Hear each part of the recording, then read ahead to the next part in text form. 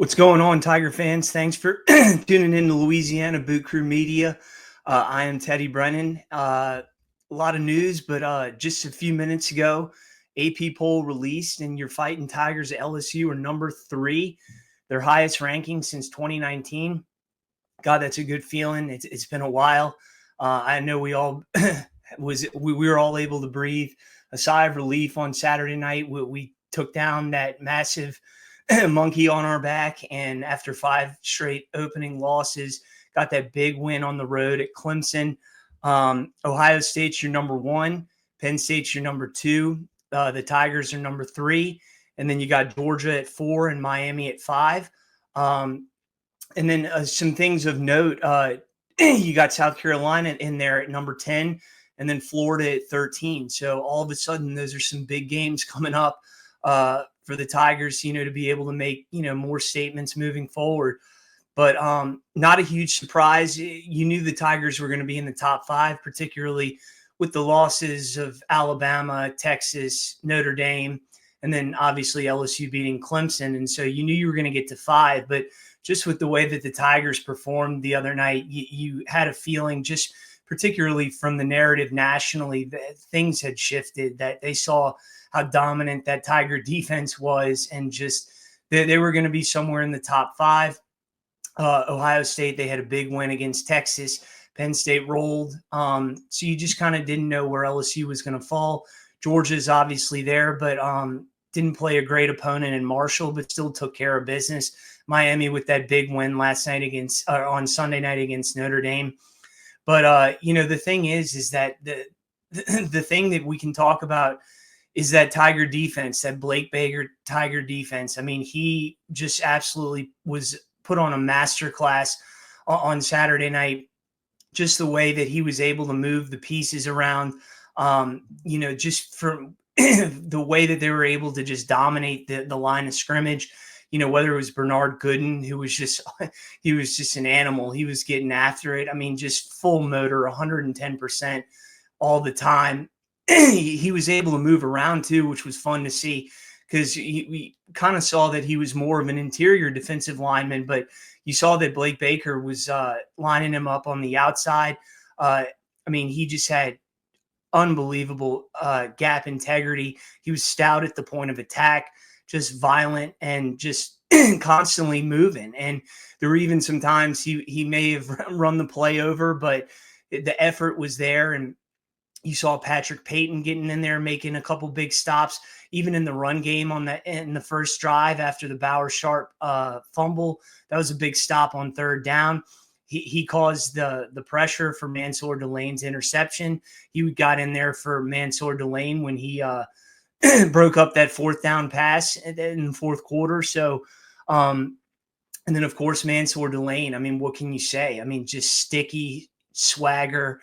I mean, just a prototypical DBU looking corner. We haven't had one of those in a while. I mean, man, he looks good in the uniform too, doesn't he? And just doesn't talk a lot of trash, just goes about his business. 2 tackles, 2 pass breakups, an interception. He was targeted 8 times, only allowed 1 reception. So, I mean, he's going to be able to shadow the number 1 receiver on the neck moving forward. And so when you see the progression of PJ Woodland and then DJ Pickett, you barely heard DJ Pickett's name the other night because they didn't even throw his way. I mean, talk about a talent. I mean, a freak on the outside at 6'5", almost 200 pounds. I saw somebody say that it looked like Corey Raymond had built him in a lab. And I mean, certainly it looks like he was built in the lab. And so I think what's so exciting is that you could tell on offense that Joe Sloan, Garrett Nussmeier, Brian Kelly, they knew that they had a defense. They had a championship defense that was going to travel into a hostile environment. And so they were able to not play it conservative, but they just knew that they didn't have to push the envelope, just to run the football. I love some of those misdirections, particularly with Xavion Thomas, motioning into the backfield. Just the way that they were trying to get Juwan Johnson involved with some screens on the outside. And that offensive line really held up. I mean, only 1 sack allowed. That's big time for 5 new starters, essentially. Braylon Moore getting the SEC Offensive Lineman of the Week. That's huge. he was such a key addition in the offseason. Brian Kelly mentioned how it was so important to get a center like that who was experienced. He was a veteran, and he had played on the road at Clemson already. And so I think that's a huge theme, is that all off season we talked about the transfers and the 18 million that was spent on the roster, and just you didn't know how that was going to mesh, particularly with the returning players, the young guys. But man, I mean, everybody seems to love playing together, and it was just one of those things where you didn't just go out and get guys. I mean, you brought in instant impact starters, veterans, grown men who are here to make a name. And certainly, at their previous school, maybe they had that road had kind of ended there, and so they wanted to come to LSU and not only just compete for a championship, but expand their repertoire a little bit, diversify their portfolio in terms of how like a Patrick Payton, for example. He's known mainly as a pass rusher, but he really got his nose dirty, got in there, disrupted a lot of runs, and that was fun to see. And so it was just amazing. Garrett Nussmeier, not a huge day, but a very efficient day. You don't want to call it almost, he's not a game manager, but he was kind of a game manager Saturday night. 28 of 38, 230 yards and a touchdown to Trey'Dez Green. And, we could talk about Trey'Dez Green all day. I mean, how fun is it to watch him out there, 6'7"? I mean, just everybody, you could hear Kirk Herbstreit talking about just what a freak he is out there. And so I think moving forward with La Tech and then Florida the next week, I think what's going to be so fun to see is that this defense just going to continue to get better. Blake Baker is going to get more familiar with the pieces that he has. Harold Perkins returning was huge. I mean, he looked like freshman Harold Perkins out there.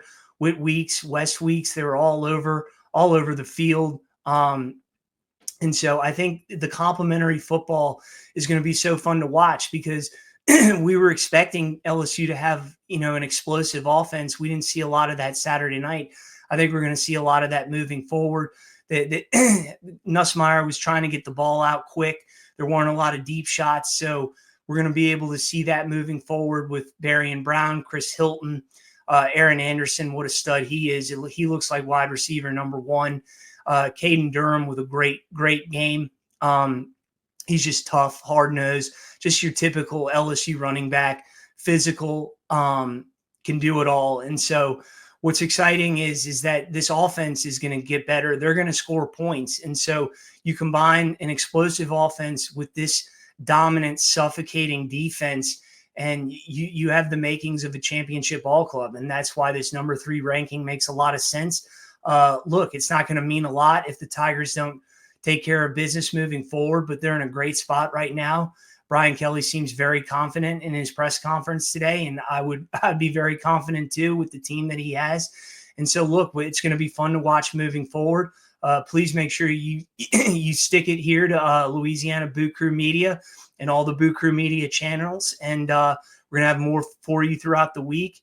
And then please make sure to check in after the game on Saturday night for my post-game recap. That's going to be a lot of fun. This is going to be a fun season. Long way to go. Take it one game at a time. But for now, we can all smile, breathe a little easy, and LSU's in a great spot. And let's see what happens. But go Tigers.